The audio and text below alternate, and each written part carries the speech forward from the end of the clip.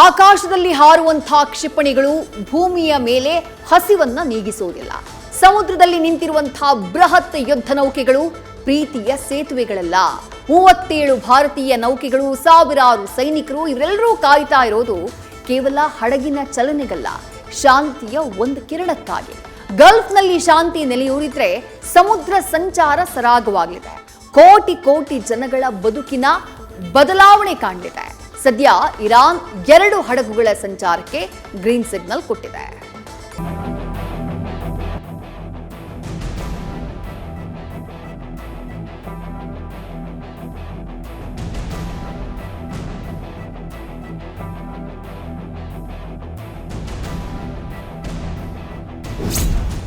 ದಶಕದಿಂದ ಶಾಂತವಾಗಿದ್ದ ಗಲ್ಫ್ ಈಗ ಅಶಾಂತ ವಾತಾವರಣಕ್ಕೆ ತಿರುಗಿದೆ.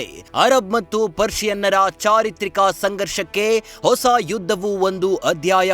ರಕ್ತಸಿಕ್ತವಾಗಿ ಗಾಯಗೊಂಡ ಪಶ್ಚಿಮ ಏಷ್ಯಾದ ನರಮಂಡಲ ನರಕ ಅನುಭವಿಸುತ್ತಿದೆ. ಇರಾನ್ ಮತ್ತು ಅಮೆರಿಕ ನಡುವೆ ಮಿಸೈಲ್ ದಾಳಿಗೂ ಮೀರಿ ಇಡೀ ಜಗತ್ತನ್ನೇ ನಡುಗಿಸುತ್ತಿರುವ ಭೀಕರ ತೈಲ ಸಮರವಾಗಿ ಮಾರ್ಪಟ್ಟಿದೆ.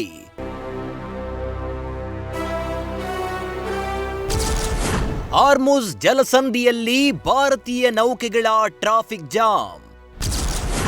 ಭಾರತಕ್ಕೆ ಬರುವ ಕಚ್ಚಾ ತೈಲದ ಹಾದಿಗೆ ಅಡ್ಡಲಾದ ಯುದ್ಧದ ನೆರಳು.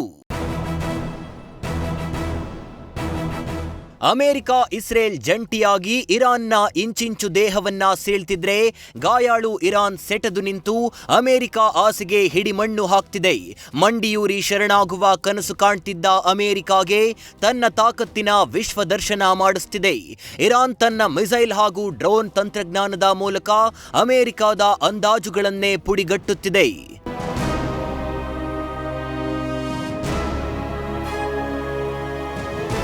ಸಮುದ್ರದ ಮೇಲೆ ತೇಲುವ ಲಿಂಕನ್ ನೌಕೆಯನ್ನೇ ಗ್ರಹಣ ಹಿಡಿಸಿದ ಇರಾನ್ ಮಧ್ಯಪ್ರಾಚ್ಯದಲ್ಲಿ ತಾನೇ ಚಕ್ರಾಧಿಪತಿಯಂತಿದೆ.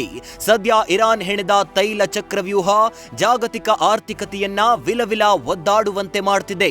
ಹಾರ್ಮುಜ್ನಲ್ಲಿ ಲಂಗರು ಹಾಕಿ ನಿಂತ ಪರ್ಷಿಯನ್ ಲಂಗೂರ್ ಪಡೆ ತನ್ನ ರೇಡಿಯಸ್ನಲ್ಲಿ ಕಂಡ ಹಡಗುಗಳನ್ನ ಪಾತಾಳದ ದರ್ಶನ ಮಾಡಿಸ್ತಿದೆ.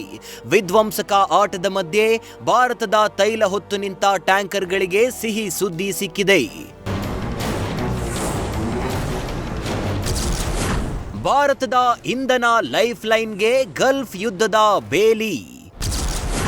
ಮಾತುಕತೆ ಬಳಿಕ ಶಿವಾಲಿಕ್, ನಂದಾದೇವಿಗೆ ಮುಕ್ತಿ.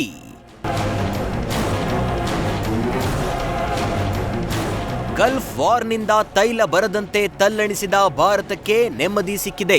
ಇರಾನ್ ಅಧ್ಯಕ್ಷ ಮಸೂದ್ ಪೆಜೆಸ್ಕಿಯಾನ್ ಜೊತೆ ಮೋದಿ ಮಾತುಕತೆ ನಡೆಸಿದ್ದು ಹಾರ್ಮುಜ್ ಜಲಸಂಧಿ ಮೂಲಕ ಸಾಗಾಟಕ್ಕೆ ಒಪ್ಪಿಗೆ ನೀಡಿದೆ. 2 ದಿನಗಳಲ್ಲಿ 2 ಗ್ಯಾಸ್ ಟ್ಯಾಂಕರ್ಗಳು ಭಾರತಕ್ಕೆ ಬರಲಿವೆ. ಈಗಾಗಲೇ 2 ಗ್ಯಾಸ್ ಟ್ಯಾಂಕರ್ ಹಾರ್ಮುಜ್ ಜಲಸಂಧಿ ದಾಟಿವೆ. ನಿನ್ನೆ ಶಿವಾಲಿಕ್ ಹೆಸರಿನ ಗ್ಯಾಸ್ ಟ್ಯಾಂಕರ್ ಹಾರ್ಮುಜ್ ದಾಟಿತ್ತು. ಇಂದು ನಂದಾದೇವಿ ಗ್ಯಾಸ್ ಟ್ಯಾಂಕರ್ ಜಲಸಂಧಿಯಿಂದ ಅರಬ್ಬಿ ತೀರಕ್ಕೆ ಧಾವಿಸುತ್ತಿದೆ. ಮುಂಬೈ ಕಡಲ ತೀರಕ್ಕೆ ಆಗಮಿಸಲಿರೋ ಎಂಟಿ ಸಂಯನರಿ 1.4 ಲಕ್ಷ ಮೆಟ್ರಿಕ್ ಟನ್ ಕಚ್ಚಾ ತೈಲ ಹೊತ್ತು ಬರ್ತಿದೆ. 50,000 ಮೆಟ್ರಿಕ್ ಟನ್ ಕಚ್ಚಾ ತೈಲ ಹೊತ್ತು ಜಗ್ ಪ್ರಕಾಶ್ ಟ್ಯಾಂಕರ್ ಕೂಡ ಬರ್ತಿದೆ. ಹಾರ್ಮುಜ್ ಜಲಸಂಧಿ ಮೂಲಕ ಭಾರತಕ್ಕೆ 90% ಗ್ಯಾಸ್ ಸಾಗಾಟವಾಗ್ತಿದೆ. ಹಾರ್ಮುಜ್ ಬಂದ್ ಆಗಿದ್ರಿಂದ ಗ್ಯಾಸ್ ಪೂರೈಕೆಯಲ್ಲಿ ವ್ಯತ್ಯಯವಾಗಿದೆ. ಭಾರತದ 37 ಹಡಗು ಹಾರ್ಮುಜ್ನಲ್ಲಿ ಸಿಲುಕಿವೆ.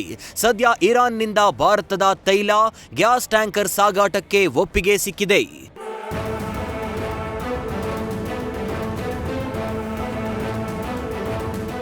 ಪರ್ಷಿಯನ್ ಕೊಲ್ಲಿ ಮತ್ತು ಓಮನ್ ಕೊಲ್ಲಿಯ ಸುತ್ತಮುತ್ತಲಿನ ಪ್ರದೇಶದಲ್ಲಿ ಪ್ರಸ್ತುತ 37 ಭಾರತೀಯ ಧ್ವಜದ ನೌಕೆಗಳು ಸಿಲುಕಿಕೊಂಡಿವೆ. ಮೂಲಗಳ ಪ್ರಕಾರ 11 LPG ಕ್ಯಾರಿಯರ್ಗಳು, 8 ಕಚ್ಚಾ ತೈಲ ಟ್ಯಾಂಕರ್ಗಳು ಮತ್ತು 3 LNG ನೌಕೆಗಳು ಸೇರಿವೆ ಅಂತ ಗೊತ್ತಾಗಿದೆ. ಮಧ್ಯಪ್ರಾಚ್ಯದ ಈ ಉದ್ವಿಗ್ನತೆ ನಡುವೆಯೂ ನಿನ್ನೆ ಭಾರತದ ನೌಕೆ ಹಾರ್ಮುಜ್ ಜಲಸಂಧಿ ದಾಟಿ ಬಂದಿತ್ತು. ಶೆನ್ಲಾಂಗ್ ಎಂಬ ಕಚ್ಚಾ ತೈಲ ಟ್ಯಾಂಕರ್ ಮುಂಬೈ ತಲುಪಿತ್ತು. ಉಳಿದ ನೌಕೆಗಳು ಹಂತ ಹಂತವಾಗಿ ಬಿಡುಗಡೆ ನಿರೀಕ್ಷೆಯಿದ್ದು, ಕ್ಷಿಪಣಿ ದಾಳಿಯ ಭೀತಿ ಹಿನ್ನೆಲೆ ನೌಕೆಗಳು ಚಲಿಸಲು ಹಿಂದೇಟು ಹಾಕ್ತಿವೆ. ಜಲಸಂಧಿಯನ್ನ ಇರಾನ್ ಸಂಪೂರ್ಣವಾಗಿ ನಿಯಂತ್ರಿಸುತ್ತಿದ್ದು, ಟ್ಯಾಂಕರ್ಗಳ ಆಗಮನಕ್ಕೆ ಅಡ್ಡಿಯಾಗಿದೆ. ಸಮುದ್ರದಲ್ಲೇ 4 ಕಚ್ಚಾ ತೈಲ ಟ್ಯಾಂಕರ್ ಭಾರತಕ್ಕೆ ಡೈವರ್ಟ್ ಮಾಡಲಾಗಿದ್ದು, ರಷ್ಯಾ ಇರಾನ್ಗೆ ಹೆಚ್ಚಿನ ಹಣ ಪಾವತಿಸಿ ಕಚ್ಚಾ ತೈಲ ಖರೀದಿಸುವಂತಾಗಿದೆ. ಈ ನಡುವೆ ಬ್ರಿಕ್ಸ್ ದೇಶಗಳ ಜೊತೆ ಮಧ್ಯಪ್ರಾಚ್ಯ ಶಾಂತಿ ಸ್ಥಾಪನೆ ಚರ್ಚಿಸಲು ಇರಾನ್ ಕರೆ ಕೊಟ್ಟಿದೆ. News first bureau. News first ನಿರ್ಭೀತಿಯಿಂದ ನಿಮ್ಮ ಪರವಾಗಿ.